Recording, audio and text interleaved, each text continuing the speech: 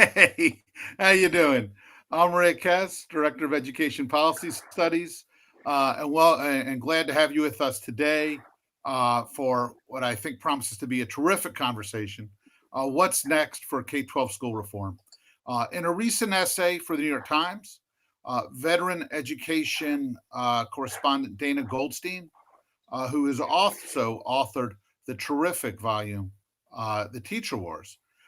Dana wrote in the New York Times, for decades, both Republicans and Democrats strove to be seen as champions of student achievement. At the moment, though, it seems as though neither party, nor even a single major political figure, is vying to claim that mantle. vying to claim that mantle. Indeed, the intense focus on academic outcomes, common standards, and teacher evaluation that we were also familiar with from the early to mid 2000s has shifted in a very different direction. Um, what do we make of this? What happened to that old consensus? Is the disappearance of bipartisan school reform a lamentable loss or a case of good riddance? And what happens next? Well, that's what we're going to talk about today.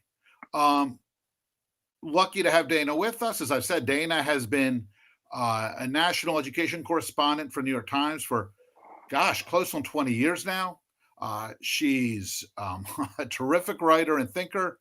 And this recent piece on what's happened to school reform has sparked a lot of conversation in the education orbit. And so, Dana, really appreciate you making the time to chat today. Thank you, Rick. And you're someone whose writing has shaped my thinking for as long as I've been doing this. I will note that I've only been at the Times for 8 years, but I have been writing about education for 20 years. Where were you? So I remember that wrong. Where were you prior to the Times? Oh my goodness. Well, directly before I was on a little detour writing about youth criminal justice at the Marshall Project. And before that, I was with Slate and The Atlantic and The American Prospect. So I've bounced around, but 8 years of the Times is a long time. So I was going to say, hey, the way this is going to work is going to be pretty simple. Dana and I are going to chat about things. We will end at 4 o'clock Eastern sharp. Happy to entertain your questions as we're going along. You can submit questions to Annika Hernandez at aei.org. That's Annika, Annika.Hernandez at aei.org. Or you can send them on X with hashtag Rick Hess Dana Goldstein. That's hashtag Rick Hess Dana Goldstein. If you send them in, Annika will make sure we get the questions and we'll address the ones we can.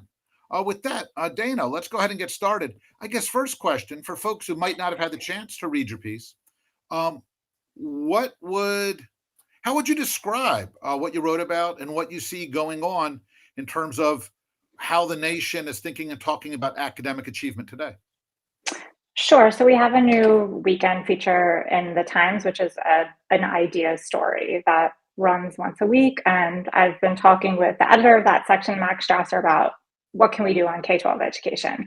And there was just really one big idea that I was sort of desperate to tackle at length, which is that even though we're in this time where you might think national politics would focus heavily on student learning or student achievement, which is post-pandemic, these really depressing NAEP scores, especially in reading, that are at decades lows. And all of the evidence that the screen time for kids is affecting not just their academic wellness, but also their social and emotional and mental health wellness. It feels like it's crying out for a bipartisan movement, and it really lends itself to bipartisan solutions because these are issues that everyone cares about. Every parent, and not just parents, but anyone who cares about kids should really be invested in this, and it's not partisan. I mean, I can't think of things that a Biden and Trump supporter would be more likely to agree about. And yet it is just simply not where the national conversation on education is. We did not see a serious grappling with any of these post-COVID social media era education questions during the Biden-Harris-Trump presidential race. It simply did not rise to the top. As we know, what we see with the Trump agenda is really focused on questions about how K-12 schools handle race and gender issues, and also reducing the size of the federal intervention in K-12 education. And Democrats have not answered that, as you think they might, with saying, let's actually get into the guts of achievement and learning. They actually really don't have a unified message right now. But as I note in this essay that we're talking about now, but also in other coverage I've done, such as a recent 5-year retrospective on COVID school closures, what we are hearing more than anything else from prominent Democrats is very often a conversation around sort of social supports that may be embedded in the school, whether it's an after school program, beefing up counselors and social workers in the school, school meals, making sure that kids are not hungry, all of which are backed by research, are important, can help kids learn, but they are just not getting into the guts of what's going on in the classroom. And they're not really grappling with some of these extremely serious issues around learning, which is what schools have the most control over. Schools have more control over that than they do the whole sort of panoply of inequality issues, which affect kids, but which schools are not the locus of control over, right? So we're talking about education policy here. And, I'll just, as a New Yorker, I'm also a New York City Public Schools parent. I will just say I tuned into the Democratic mayoral primary debate with great interest.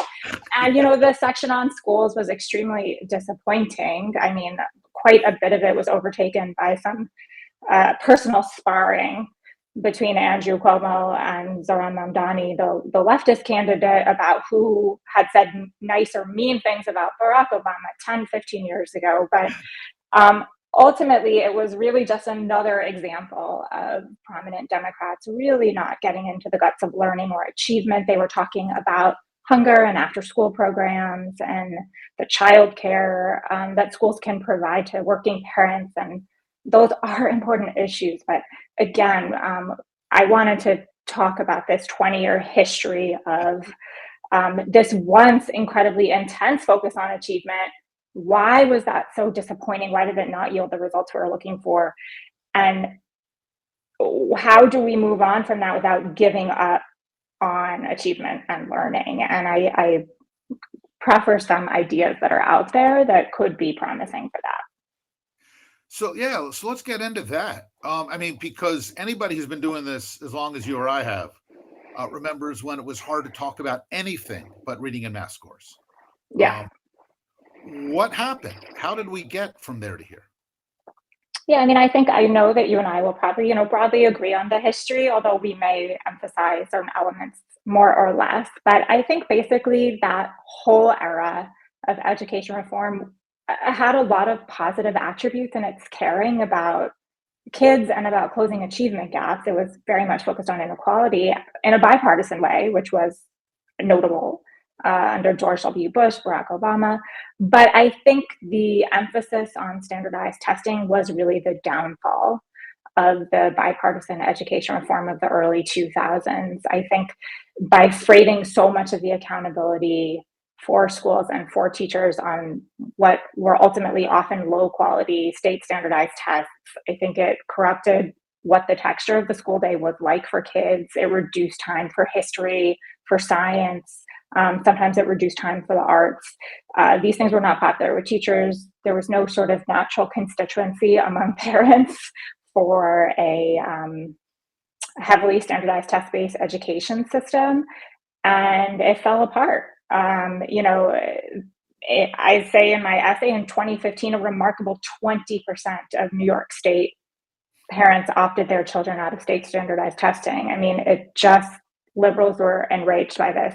At the same time, you had, good efforts like the Common Core and things that I think were really well-intentioned and well thought out in many ways were totally vilified on the right as federal overreach. Sometimes there were falsehoods proffered about how those programs came about or what were in them. I think that there's good evidence that states and systems that followed along with some of those goals of the Common Core are better off now than some that didn't take the wisdom that was in that program. But you had both the right and left really turning on that reform agenda. And I think we are still living in the wake of that. It seems as if neither party has picked itself back up, brushed itself off, and said, what can we do now on achievement at the national level? I will say there is more hopefulness in the states. I talked a little bit about Louisiana at the end of my story, and a great classroom there. The reading reforms that have gone on around the science of reading, I think also, while not perfect, are a hopeful movement that has spread to most states at this point. So I think that some legislators that are kind of closer to the ground have done what needs to be done, but there's so much opportunity in this space for a national education reform agenda that could be bipartisan. It's very, to me, kind of screamingly obvious what some of these issues might be that people could come together on. One of the things here, it's a little bit about vocabulary, I guess. There's the question of like, what is school reform? And here, just set me straight. As I read your piece, it felt like you were talking more about the focus on achievement, which may or may not map onto reforms. And so when you talk about this kind of losing this North Star of agreement on academic achievement, do you also suggest that there's just less school improvement activity, less reform going on today, or how would you explain the landscape? I do think there's less school improvement sort of activity, like in Congress. That's definitely true in Washington. I think in the states, you saw a lot of policymaking around early childhood reading, which is a massive reform agenda and should be acknowledged as such.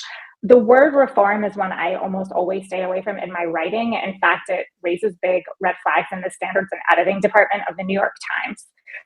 So you'll rarely find me using that word. The reason why we don't like to use it at the Times, and I think this is really well thought out, is it has a very positive connotation, which is great, but not all reform is good. So we just stay away from it. If we're talking, we try to say what the change is that folks are pushing for and be specific about what it is. See, I always love doing these because then there's these heartening moments. It's nice to know that the New York Times editorial standards, and I agree on that totally. It's like innovation, like what that, I don't know. And plus I don't know what reform or innovation actually mean. So on this school improvement point, our friend Mike Petrilli, for instance, and I think some other folks have raised this, that one of the reactions, not really pushback, but a reaction to your piece is, well, we're not talking about it in Washington, D.C. And Massachusetts is walking backwards from 3 decades of bipartisan, largely Democratic-led school improvement. But as you mentioned, there are states like Louisiana, Tennessee, Mississippi that are very much red states that are aggressively moving on literacy, on teacher preparation, on curriculum, on instructional materials, and that they're seeing results move. So the argument becomes, no, school reform and achievement are very much alive, but you got to go to red states to see it.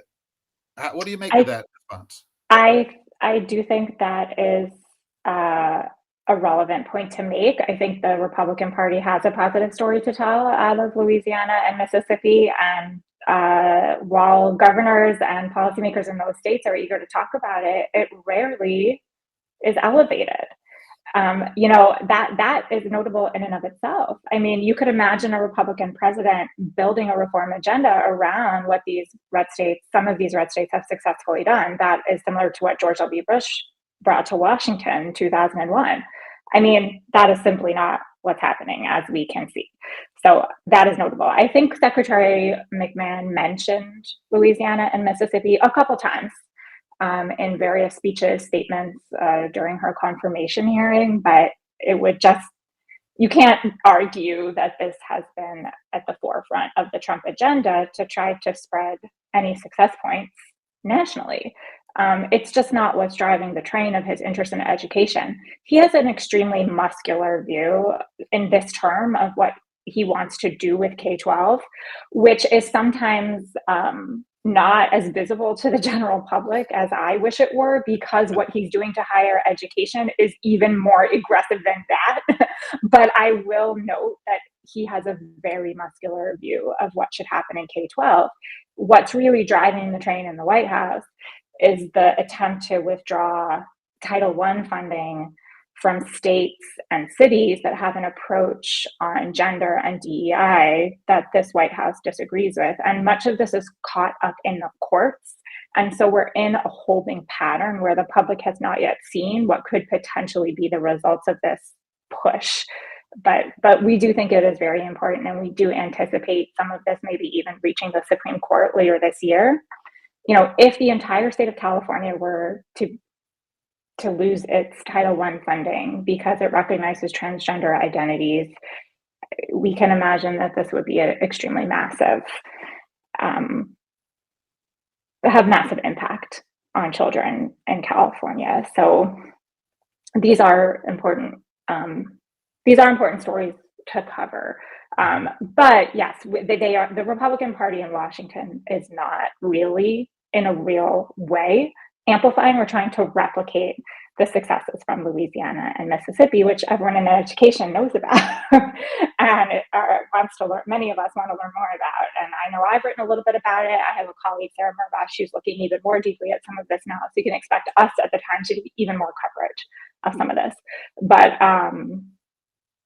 we can only speculate, really, what the president and his advisors are thinking. Yeah, and how should we what do we make of that? I mean, is it that in the era of, waiting for Superman, that when Michelle Rhee was on the cover of Time with the broom, is it that there were more colorful celebrities doing school reform? Is it the country was in a different place? Why is it that we don't see these leaders or voices out of Mississippi or Louisiana taking up prominent places on the public stage today in the way that we did 15 years ago? I do think it's helpful to have charismatic national figures that embrace this and bring this to the public. I mean, we're living in a media climate, and as someone who works for a national newspaper, I regret that this is the case. But it is the case that we're living in this media climate where so much of the story is driven at the national level from Washington out. It's difficult to get attention on local efforts, partly because of the decimation of local news gathering and reporting across the country due to the economic pressures in the journalism industry. But we notice at the Times too, our audience's interest in education is very tied to what's flowing out of the White House and out of this president. But yes, having national champions for good ideas is extremely important. If they're charismatic, if they have a great personal story, all the more so. And is it that, I mean, and I realize it's a chicken and egg question, so I'm really just curious and kind of your gut on this, but is it that if we had more charismatic district superintendents leading the way post-COVID, that there would be a bigger spotlight? Or is it that, and I guess similarly, is it that you could make a name as an achievement-driven governor 15 years ago because there was a political payoff, whereas maybe in a more polarized country where it's more driven by social media, that's a brand that's harder to build? Curious how you think about kind of what explains kind of the shifts in what we're focused on. I think partly it's, I do think the storytelling around what works in education can be more effective, but it's just very difficult to call attention in this media and political landscape to some of the important substantive work happening in a number of policy spheres, in part because we are living in, what many people believe is a crisis for our democracy, a constitutional crisis. We have many just very important news stories we're grappling with every day, whether it's wars in Russia and Ukraine, in the Middle East, whether it's showdowns between the White House and the federal judiciary over whether people can be deported to a prison in El Salvador. We're living in interesting times. And those of us who care so much about education, we know that it's the most important thing. Well, number one, it's the number one most important thing. We know that, but we have to, understand that the public is trying to understand a lot of complicated stories in the politics and policy space right now. And we're, as someone who writes about education for a general interest newspaper, we're on the page with everything else, right? So, and we have bandwidth to cover. We have to have bandwidth to cover the whole landscape.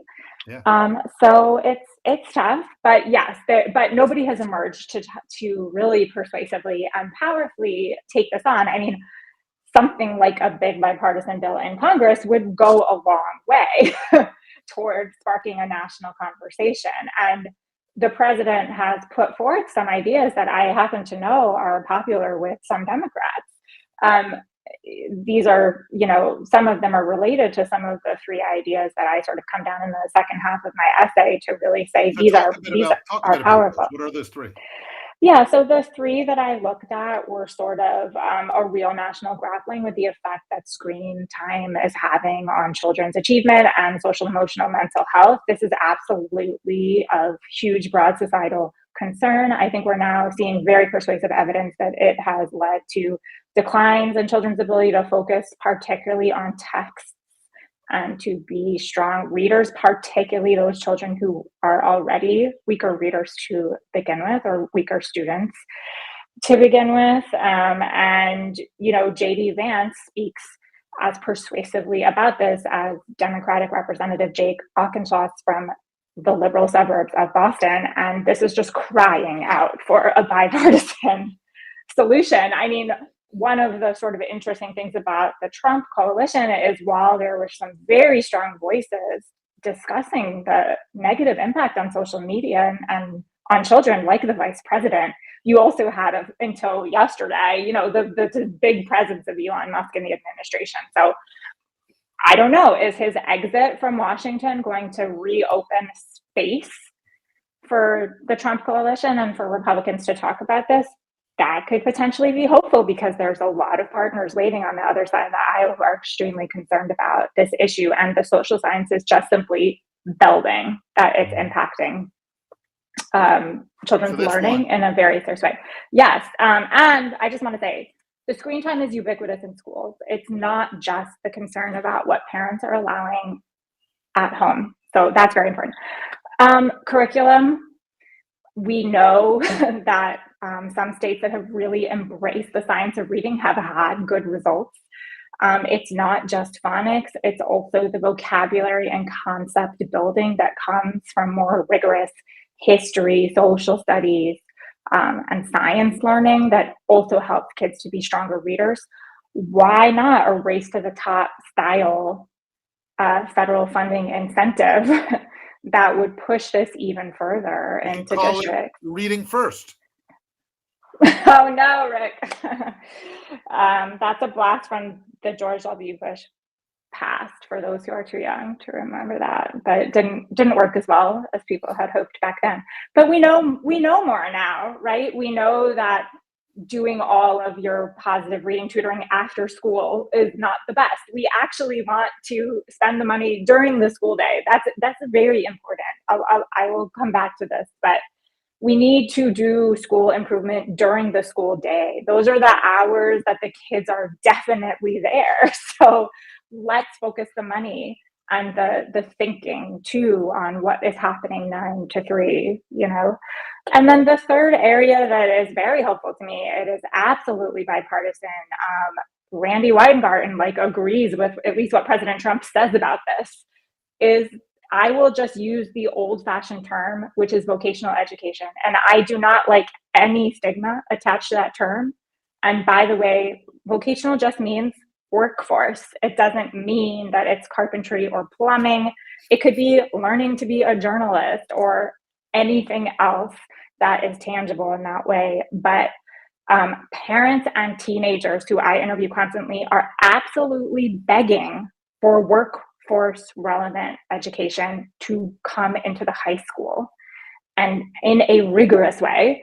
So not in a flighty way that's not actually connected to the workplace, but can we actually get teenagers sort of especially in their junior and senior year, off their butts, potentially out into workplaces, really learning. Our peer Western nations do this. Some of them, like Germany, do it really, really well. We have a lot that we can learn. Our kids are bored. And this generation is like heavily concerned about their economic future. And the parents are concerned. The price of college is insane. This is not as an alternative to going to college. It's about going to college with some direction, with some sense of what working is like, some sense of what you might be good at, what you might enjoy. And as I have learned visiting high schools that are doing this, that are at the forefront in doing this, it is a big success if a 16 or 17-year-old does an apprenticeship for 2 months and realizes that's not for me. You get a much more mature young adult who is making decisions about college in a much smarter way after that. So some of this is just very powerful. It's very popular. And it's you could see a big piece of bipartisan legislation potentially passing. When you talk about these ideas to advocates or policymakers, do you have a sense of what I mean, we can talk about broadly about polarization, but do you have a more specific sense of why it's difficult for them to move forward anything that is bipartisan on these priorities? I just think it's the overall locked in and dysfunctional nature of Washington on every subject, not just education. But I do think that we have to look to states and cities to set the way. And hopefully, as we saw like in the 90s into the early 2000s, as we see successes at that level, it can be brought to Washington. So, and to that point, I mean, we're certainly seeing states move on some of this. A number of states have moved on literacy, for instance. Emily Hanifer's raised the concern that some of these things that you just flagged as with having broad appeal, the social media, addressing social media and screens, or literacy, or even vocational ed, career and technical ed. There's a chance that these wind up becoming red or blue coded as they're adopted, particularly literacy. How concerned are you about that? And for advocates, any insights as to how they can mitigate that? Those things becoming red or blue coded is how we got into this mess to begin with. That's an element of hope for me. I see there is a plenty of support for reading reforms among liberals. It's not universally supported, and I would say there's still in my own neighborhood pockets of resistance to what I would be considered to be a positive slate of reforms in New York City public schools around the science of reading. But overall, I think that there's reason to believe that it can sort of not be seen in a red blue way, although it's such a danger with anything in the era we're living in.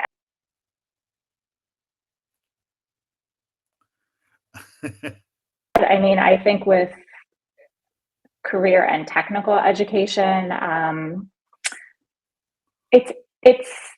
think the union supporting doing more there is positive, because I hope that will bring Democrats along for something that I think has also unfortunately sometimes been sort of red coded. But if you look at the history of vocational education, CTE, apprenticeships, and I talk about this a little bit in my book, I mean, there's just lots of left support for doing that well through our history.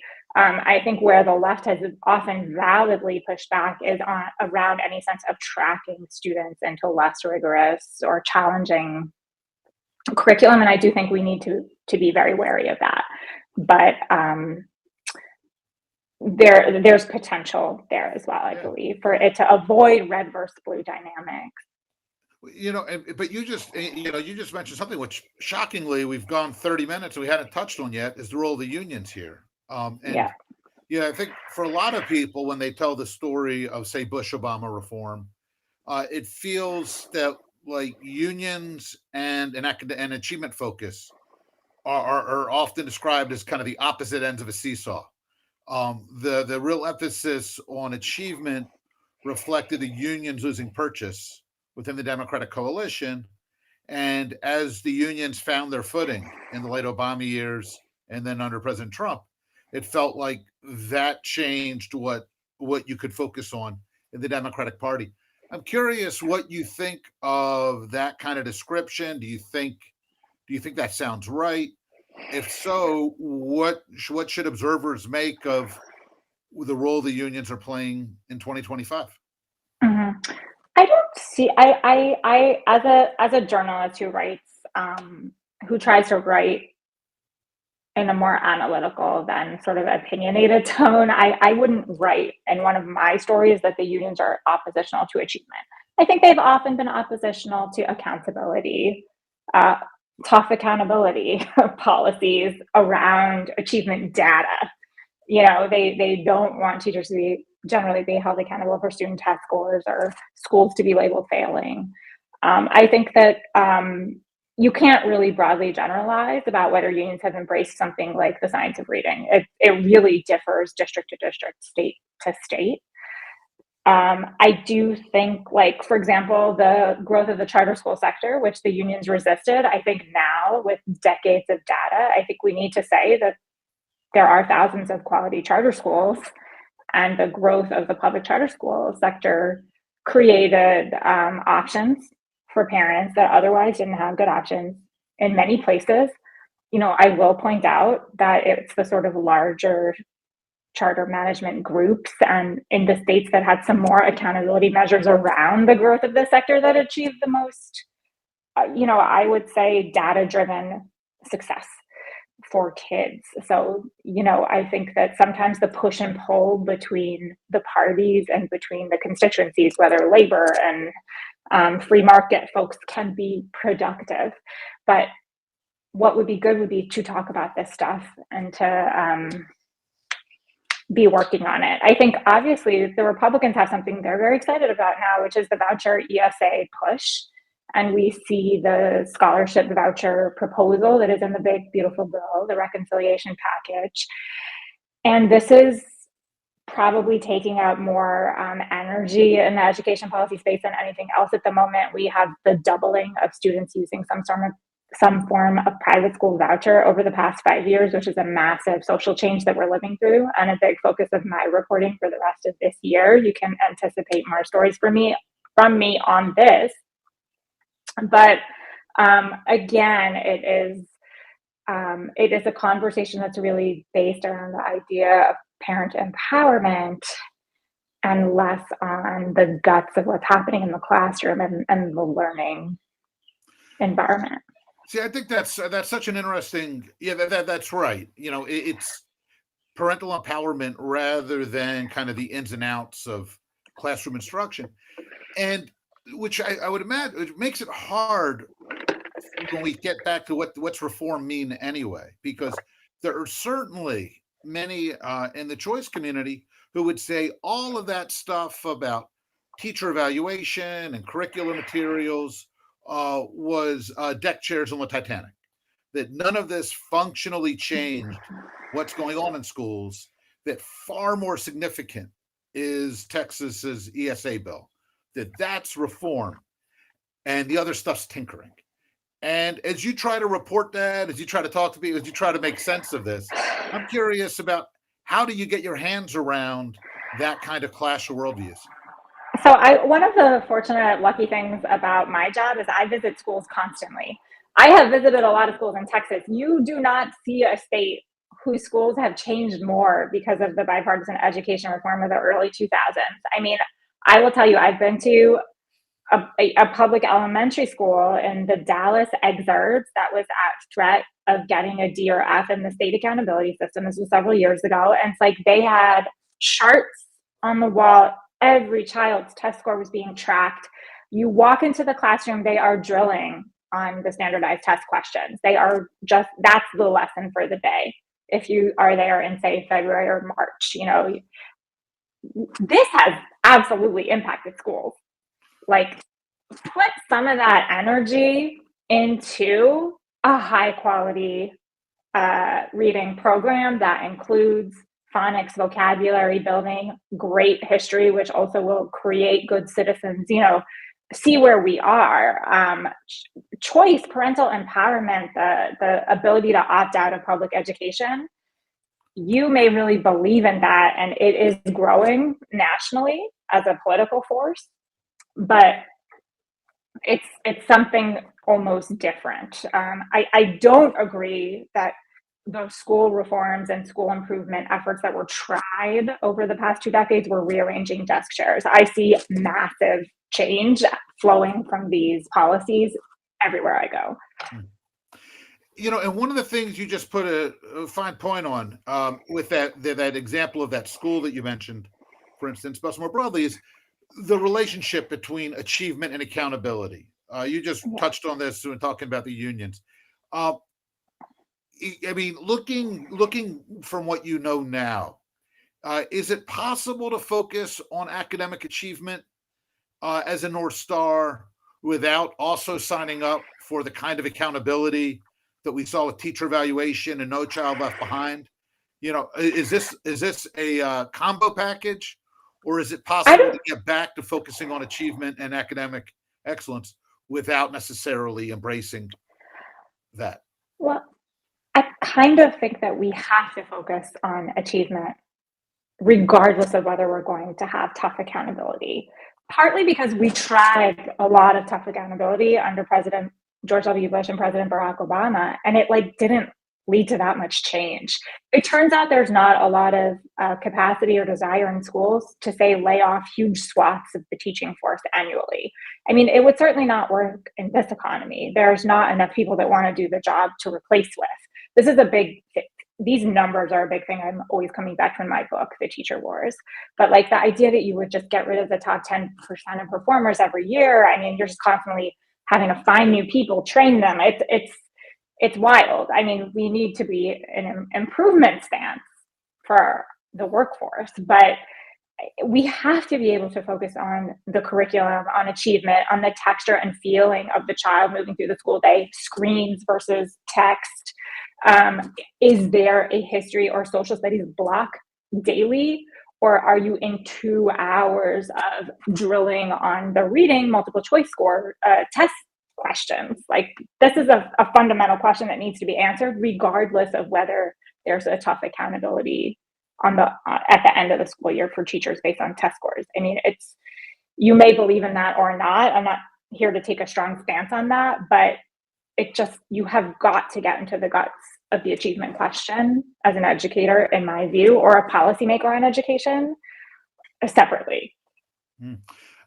Dana, I want to start getting a few questions. Have been piling up a bit, but it occurs to me, if folks ask you, hey, you've been looking at this stuff going back to, before Race to the Top, back to kind of, on balance, No Child Left Behind, Race to the Top, the Bush-Obama reform era, more positive or more negative in terms of where it got us to?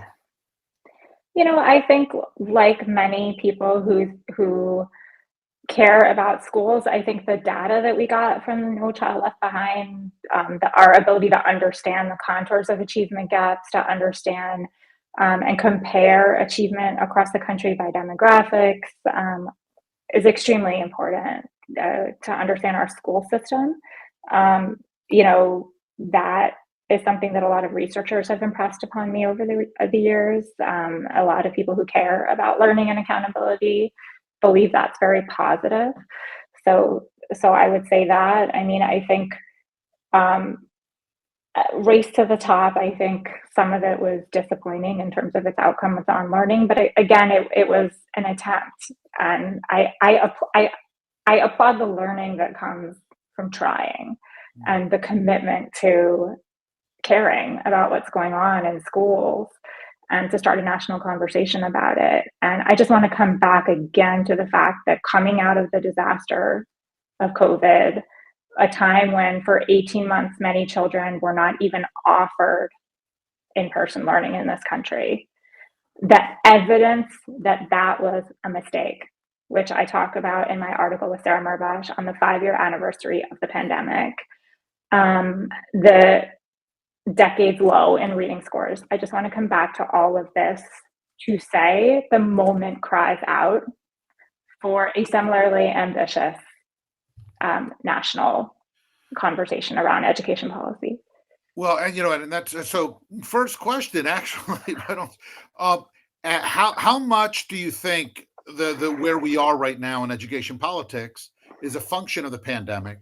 And I Yeah. guess what's interesting, the wrinkle I would just put on this, in light of what you just said, is it strikes me that so much of the frustration with the experts and with education systems has played out as a growing support for choice, for empowerment, for things. Whereas you might have imagined we'd come out of the pandemic focused on how do we get kids back on a learning trajectory, it seems like a lot of the energy has come out in a different direction.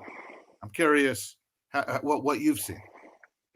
I do think the moment we're living in is sort of heavily shaped by the pandemic and also the political system's response or lack of response to it.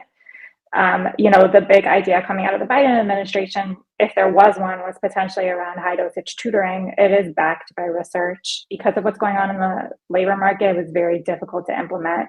Many of the kids were put into online tutoring, which was a continuation of the same failed mode of learning, yet was necessary to try and attempt to scale tutoring. The stimulus dollars from President Biden and the Democrats, I think it was 20% were required to be spent on learning loss, but there wasn't a lot of accountability on tell us how you spent it, let us track it.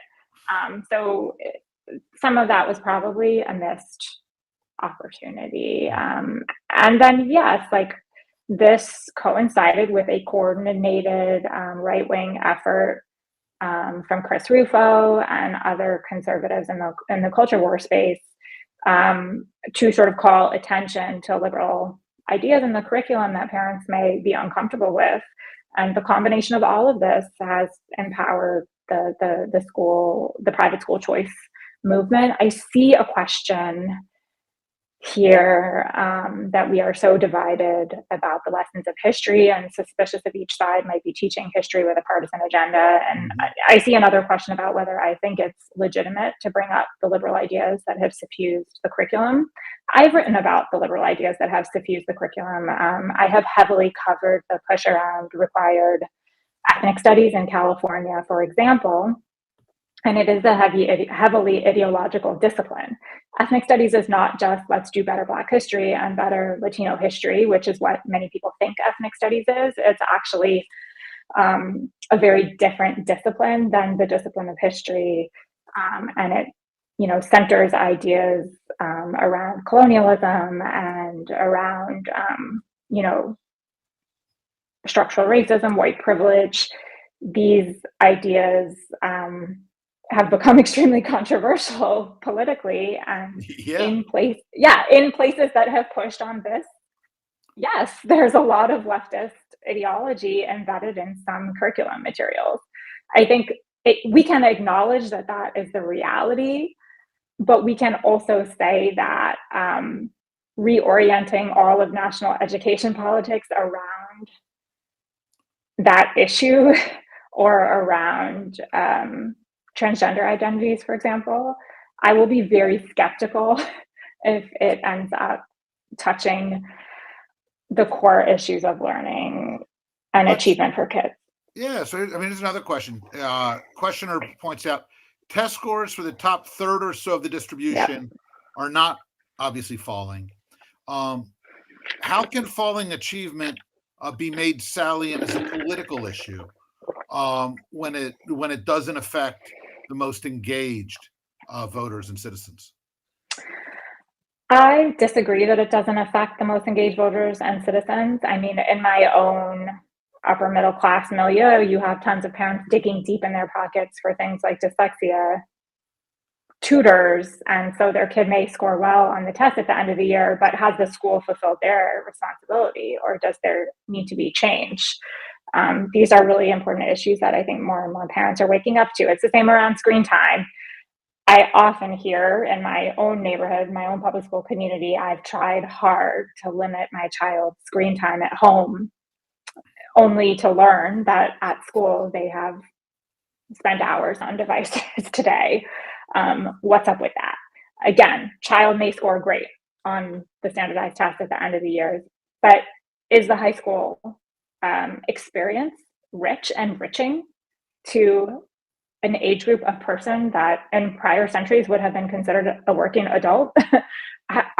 Are we giving that young adult, I will say, 16, 17, a path into the world that is going to be successful for them? So these are issues of importance to parents Yeah. across demographic divides. Here's another question. Right now, many politicians are pushing back against the idea that everyone should go to college. Practically speaking, can politicians push both that message and champion achievement at the same time? So I do have a story called The End of College for All, which gets into some of this. I mean, I think when you have 40% of the students who enroll in college not finishing, you do have to take seriously the idea that maybe too many students are enrolling or are enrolling in the wrong type of post-secondary institution, or we're not giving them what they need once they get to post-secondary. It's not relevant enough, it's too expensive, they're too mired in remediation, that's not allowing them to accrue credits. So yeah, it's very important to grapple seriously with the failure or disappointments of the College for All push while simultaneously caring about achievement, because they are connected. If the end of the process is a student who has always been told to aspire to the four-year degree and has dropped out without achieving it and now carries a debt load, that is somebody who has not successfully moved through our education system. And how can we get that? That's a very important population, probably one I care about more than any other, would be those that start college and don't finish. What is going on with them? What sort of post-secondary opportunities are there to serve them better? And what could have been done in high school and below to better prepare them for whatever's next? I mean, I think people who work on that are huge subject of huge interest right now. Yes. How do we get these folks into opportunities and are there programs you've run across, people doing that work that should be getting a lot more attention than they are, that you'd like that you could point out to us? Yeah, so I would refer you to the story I did called that. If you just Google Dana Goldstein New York Times, The End of College for All, I talk about two different high schools that are very different from each other that I think are doing good work to try to avoid the outcome that we were just talking about. And again, I'm a K-12 reporter, so I know a little bit less of what the post-secondary folks are doing with that population, and I'm interested in what the high schools, very interested in what the high schools are doing to avoid the sort of drop out without a certificate, drop out without a degree. I have debt and I'm not prepared for a job. So high schools are like, we have got to do more. So I feature two schools in that article. One is in the Bronx and it's an international baccalaureate school. International baccalaureate now has a more CTE focused track within the IB world. And that school is one of them that I write about there. It's called Becca. It's in the Bronx. And the other is a KIPP school in Massachusetts that's really doing a lot in the space of counseling with their high school students on the cost of college, on ways that you might pay for it, on really making sure that your college aspirations are matched to some sort of career plan, and a much more robust support other than just around academics and the academic ambitions. But college is like a phase of life that requires a lot of planning in a lot of different ways beyond just math, reading, the SATs, and so on. Dana, to what degree do you think the proliferation of AI is going to change the nature of school reform? I think that it's a huge distraction and marketing push. In large part. I mean, I think that you have some very large tech companies that are out there with a message to educators that this is a transformative technology. You should be bringing it into your lessons in your classrooms immediately. I've also done a story on this. If you Google Dana Goldstein, AI schools, New York Times, it will come up. It's about some of the ethical and curricular issues that are coming up in K-12 education currently right now because of the AI tools that are already out there, how teachers are using them, and also how students as young as middle school are using them, sometimes in ways that are cheating and sometimes in ways that are good. And a lot of it lies in some kind of murky middle.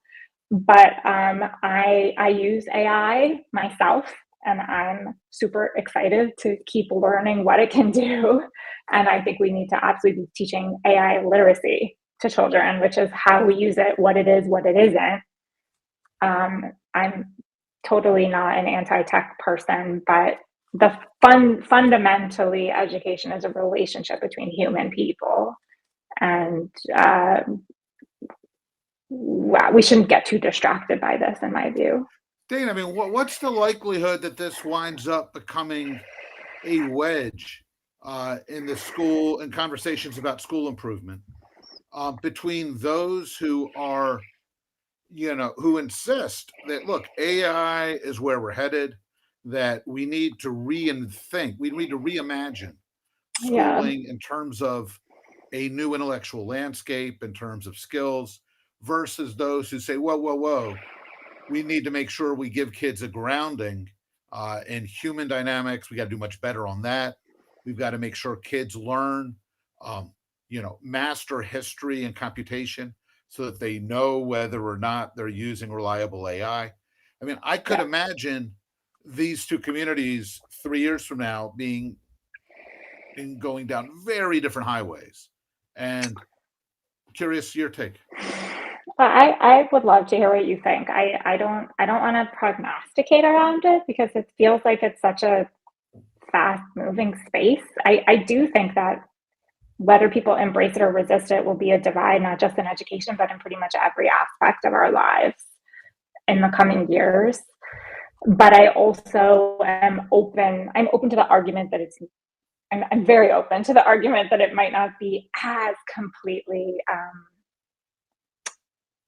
transformative as we think it may be. What do you think?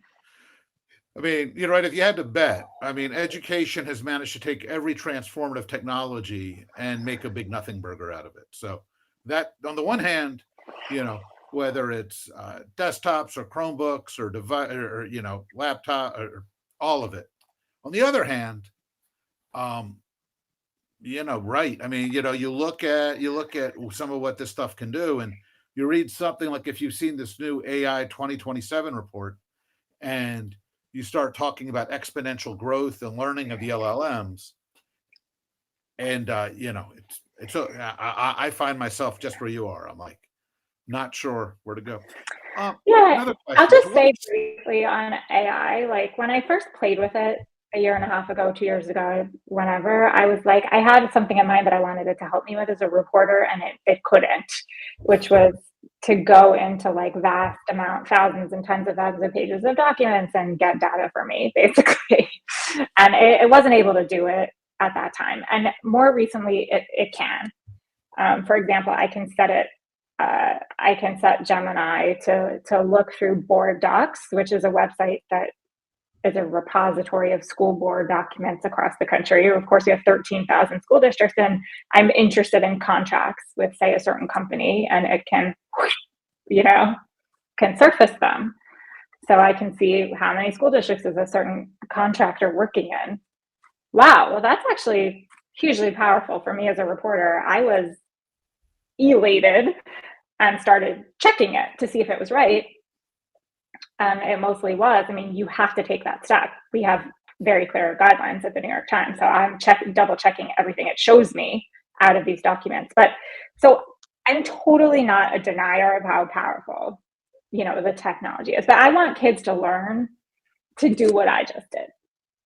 That is where the crux of it is. So, I mean, given that, I mean, you were talking a moment ago about the problems with online tutoring. And, we now obviously there's a fascination with AI tutors and Yeah. with the idea that, right, kids are going to have that earbud and their phone. And, I mean, it's, as well as I do that there are folks who swear that this is about to change everything we understand about learning, and folks who are deeply concerned about how this is going to supersize the kind of damage we saw to kids play out during the pandemic. And I guess I'm just trying to imagine, how do you have a push for educational improvement which is big enough to encompass those two communities? Yeah, that's really interesting. I mentioned Jake Auchincloss, the moderate Democrat from Massachusetts, in part because he's one of the few national political figures I've been interviewing who is really thinking about education. He's really pissed about the social media companies. He wants to tax them for what they've done to kids' attention spans and use the money for a national tutoring program. This is the legislation that he wants to to push. But he's actually very interested in that tutoring being assisted or superpowered.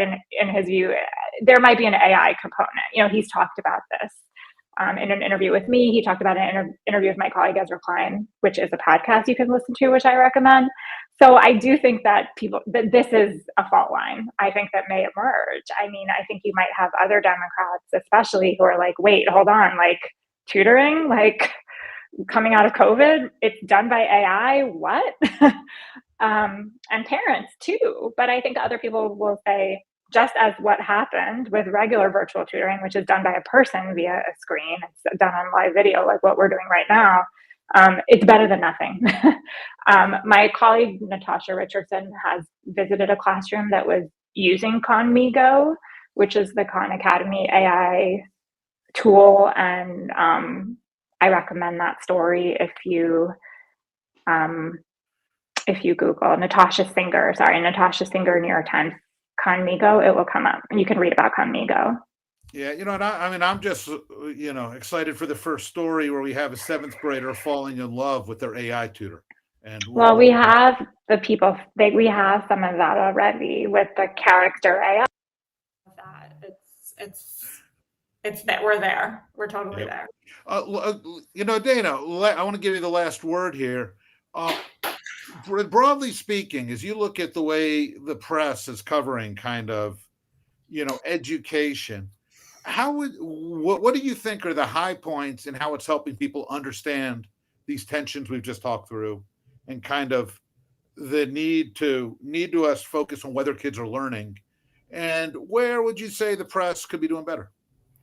I mean, I really refer you to a series of articles by my colleague Sarah Murvash that use charts and a really beautiful visual display to really show the impact of COVID, just on measurable learning and achievement. She has worked on these stories for several years at this point, and I think they are best in class.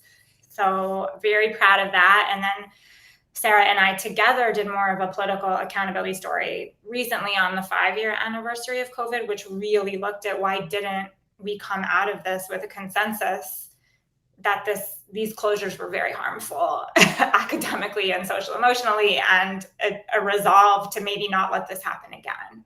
And we really took that on, I think, in a strong way. So I'm proud of our coverage on that. I think we always have space in the media at the Times and elsewhere to do even more on learning and achievement. We are balancing that with a political climate on education that is an almost daily crisis to cover. And we have an obligation to cover as a news organization when President Trump threatens to withdraw Title I money from an entire state because of allowing transgender girls to play on a female sports team, for example. Even though we know that's likely going to be caught up in the courts for some time, we are going to cover the announcement that he's attempting to do that. We are then going to come back and cover what the judge says when they pause the policy. We're going to explain to the public that this is something that could potentially move through the federal court system, maybe reach the Supreme Court.